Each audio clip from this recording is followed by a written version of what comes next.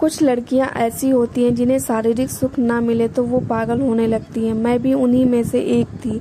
ऐसा नहीं है कि कैरेक्टर खराब, बल्कि ये पर्सन टू पर्सन डिपेंड करता है। 24 साल की उम्र में मेरी शादी हो गई और मेरी एक दोस्त जो मेरे साथ कॉलेज में थी, दोनों की साथ ही शादी हो गई। पर व्यवहार में दोनों एकदम अलग थे। वो शर्मीली थी, मैं नटखट चुलबुली थी।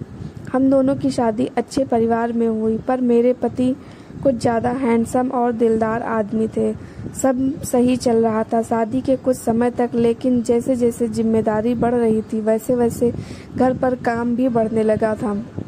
इसकी वजह से थकान की वजह से हमारे बीच कुछ हो नहीं पाता था और हम दोनों फ्रस्ट्रेट फील करते थे। धीरे धीरे 1 साल हो गया, लेकिन हमारे बीच प्राइवेसी जैसा कुछ भी नहीं था। इंतज़ार करना पड़ता था कब लोग सोएं और हम कुछ करें। पर समय के साथ साथ ये भी मुमकिन नहीं होता था, क्योंकि परिवार की जिम्मेदारी एक बड़ी बात है। तो मैंने अपने पति से बोला अलग रहने को, जिससे हम दोनों एक दूसरे को समय दे सके, और मेरे पति इस बात के खिलाफ थे। उन्होंने बोला कि ये मुमकिन नहीं है, पर मैं जिद करती रही और मेरी इस जिद की वजह से घर में कुछ ना कुछ होता रहता। घर पर अपने हिसाब से चलाना चाहती मेरी सासू माँ अपने हिसाब से। अंत में थक कर वो हमें बुलाती हैं और झगड़ा शांत करने को कहती हैं। पर मैं चाहती थी कि मुझे प्राइवेसी मिले, अपने पति के साथ टाइम बिता सकूं।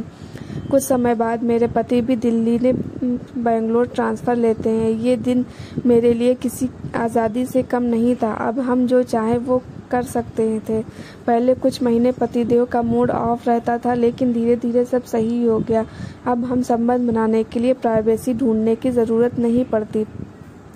और इसी में एक दिन मेरा पीरियड मिस हो गया। जांच कराई तो पता चला मैं पेट से हूँ। ये अनप्लान था सब और मैं काफ़ी घबरा गई थी। मैंने पहले अपनी सहेली को फ़ोन किया और बताया ये सब, तो वो खुश हो गई और बोली मैं भी प्रेग्नेंट हूँ 1 महीने से।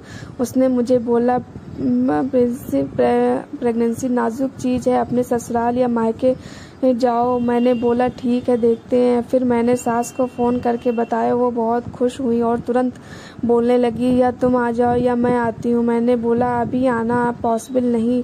उन्होंने बोला तो मैं आती हूँ। फिर मैंने बोला आप क्यों परेशान होंगी, सब मैनेज हो जाएगा। इस बात का मेरी सास को बुरा लगा, पर क्या ही कर सकते हैं। समय बीतता गया और मुझे दिक्कतें होती गईं। जब मैं अपने दोस्त को फ़ोन करती तो वो बताती कैसे उसके परिवार वाले उसका ख्याल रख रहे थे। मुझे ईर्ष्या होने लगी। फिर मैंने बात करना कम किया। पतिदेव सुबह ऑफिस जाते और रात में घर आते। धीरे धीरे डिलीवरी का समय आया तो उस टाइम सास आ गई, लेकिन 2 दिन बाद वापस चली गई। शायद पिछली बार उन्हें मना किया था, वो बात उनके दिल पर लग गई थी। समय के साथ मैं घर आई और अपनी सहेली से बात करना शुरू किया। जैसे जैसे बात होती और वो मुझे बताने लगी कि कैसे उसकी सास उसका और बच्चे का ध्यान रखती है, कैसे उसके दादा बच्चा जब रात में रोता है तो उसे कंधे पर लेकर घूमते, जब घर में ज़्यादा काम होता तो चाचा और बुआ उसे संभालते थे।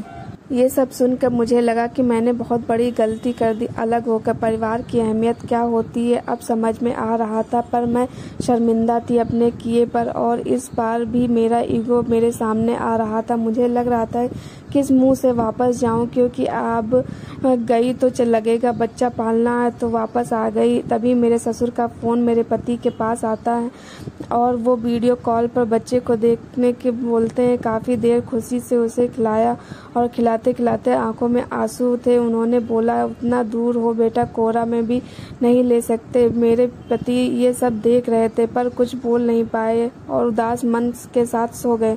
तभी अगली सुबह उठते और बोलते चलो 3-4 दिन के लिए घर पर। मैंने कुछ बोला नहीं और जल्दी से तैयार हुई। शाम को फ्लाइट पकड़कर वापस घर पर। किसी को इस बारे में पता नहीं था। जैसे हम घर में घुसे सब खुश हो गए। पापा जी तो ठीक से चलने नहीं पाते थे। जब वो हमें सामने से आता देखा तो अपनी छड़ी फेंक दी और दौड़ के आए, बच्चे को मेरे गोद से ले लिया और हंसते हंसते सास को बुलाते अंदर चले गए। सास ने देखा तो उनके आंखों से भी आंसू थे।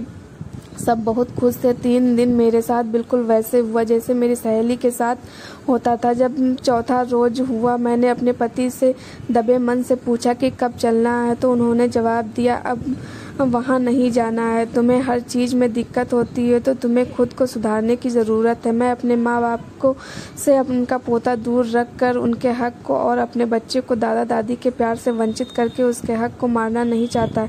एक बार फिर पतिदेव पे अचानक से प्यार आया कि यही तो मैं चाहती थी, पर भावनाओं को कंट्रोल करके मैंने कुछ बोला नहीं। आजकल हर लड़की चाहती है कि वो शादी के बाद अलग रहे, जहाँ सिर्फ वो हो और उसका पति हो। यकीन मानो तुम्हें बहुत पछताना पड़ेगा, क्योंकि तुमसे भी ज़्यादा उसके दादा दादी उससे प्यार करने और उसकी किलकारी सुनने के लिए आतुर होंगे। जो भी लड़की ऐसा सोचती है जैसा मैंने सोचा और अलग रही, मेरे जीवन की सबसे बड़ी भूल थी, ये मैं मानती हूँ। परिवार के साथ रहना